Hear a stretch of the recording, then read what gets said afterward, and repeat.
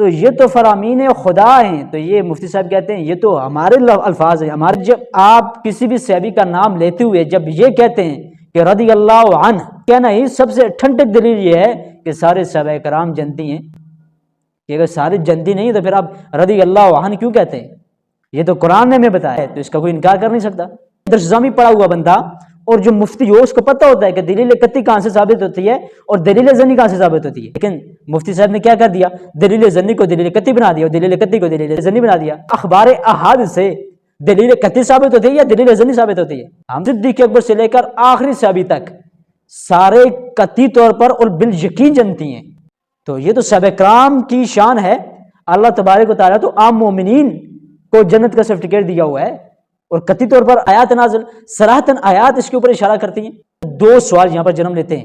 ایک یہ کہ یہ مفتی صاحب کو دلیل قطعی اور دلیل ظنی کی تعریف نہیں پتہ، یا دوسری یہ سمجھ آتی ہے کہ مفتی صاحب کو دلیل قطعی اور دلیل ظنی انہوں نے پڑھی ہے اس لیے تو مفتی بنے، لیکن یہ فکر اہل سنت پر نہیں. دلیل قطعی اور دلیل ظنی میں فرق ہوتا ہے، لیکن یہ تب ہوتا ہے جب بندہ حق پر ہوتا ہے.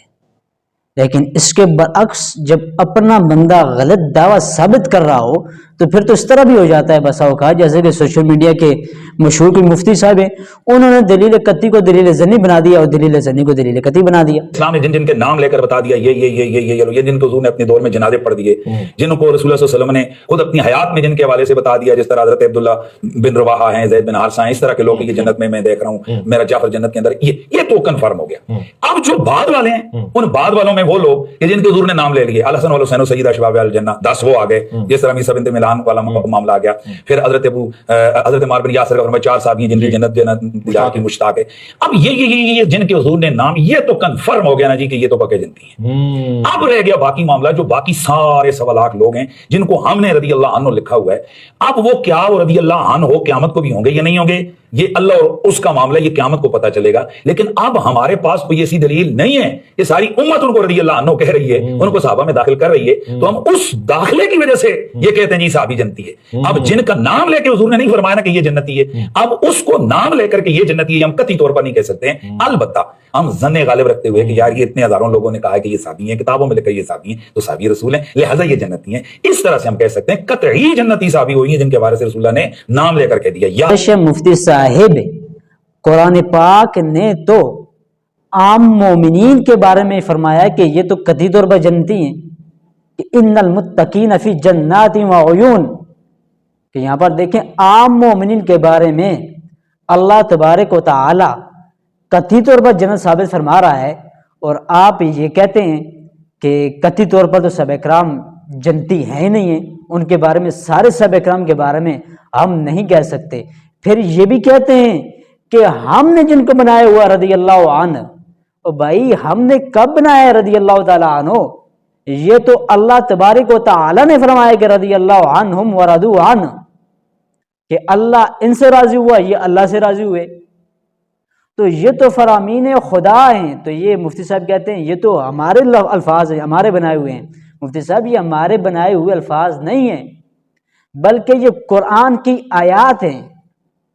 ان کو آپ دیکھیں، وہاں پر تو قطعی طور پر اللہ تبارک و تعالیٰ فرما رہا ہے کہ قطعی طور پر یہ جنتی ہیں، تو آپ کہتے ہیں نہیں یہ تو ظنی طور پر جنتی ہیں. اللہ تعالیٰ فرماتا ہے وَكُلٌّ وَعَدَ اللَّهُ الْحُسْنَى. سارے صحابہ کرام قبل فتح اور بعد فتح اللہ تبارک و تعالیٰ فرماتا ہے سب جنتی ہیں. تو آپ یہ کیوں نہیں کہتے کہ سارے جنتی ہیں؟ پھر جب آپ کسی بھی صحابی کا نام لیتے ہوئے جب یہ کہتے ہیں کہ رضی اللہ عنہ، کہنا ہی سب سے ٹھنڈک دلیل یہ ہے کہ سارے صحابہ کرام جنتی ہیں. کہ اگر سارے جنتی نہیں تو پھر آپ رضی اللہ عنہ کیوں کہتے ہیں؟ یہ تو قرآن نے ہمیں بتایا ہے، تو اس کا کوئی انکار کر نہیں سکتا. درسگامی پڑا ہوا بندہ اور جو مفتی ہو اس کو پتہ ہوتا ہے کہ دلیل قطعی کہاں سے ثابت ہوتی ہے اور دلیل ظنی کہاں سے ثابت ہوتی ہے.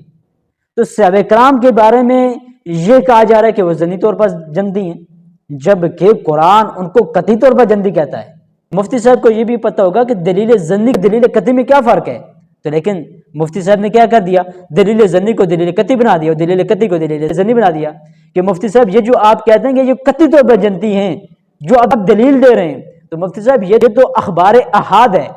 تو کیا اخبار احاد سے دلیل قطعی ثابت ہوتی ہے یا دلیل ظنی ثابت ہوتی ہے؟ ہم تو کہتے ہیں صدیق اکبر سے لے کر آخری صحابی تک سارے قطعی طور پر اور بالیقین جنتی ہیں. تو یہ تو صحابہ کرام کی شان ہے. اللہ تبارک و تعالیٰ تو عام مومنین کو جنت کا سرٹیفکیٹ دیا ہوا ہے، اور قطعی طور پر آیات نازل صراحتاً آیات اس کے اوپر اشارہ کرتی ہیں. دو سوال یہاں پر جنم لیتے ہیں.